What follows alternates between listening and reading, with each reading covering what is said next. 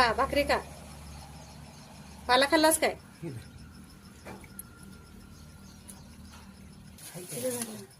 ते बघायचं होतं ना. थांबा हात असं बाहेर काढावं. ते काही हे करतंय तुमच्या हातात. टॉमी पाऊस लागतो की नाही तुला? ए पाऊस नाही लागत? पाऊस लागतो की नाही? पाहिजे काय अजून भाकरी? भाकरी पाहिजे अजून? देऊ काय नाही?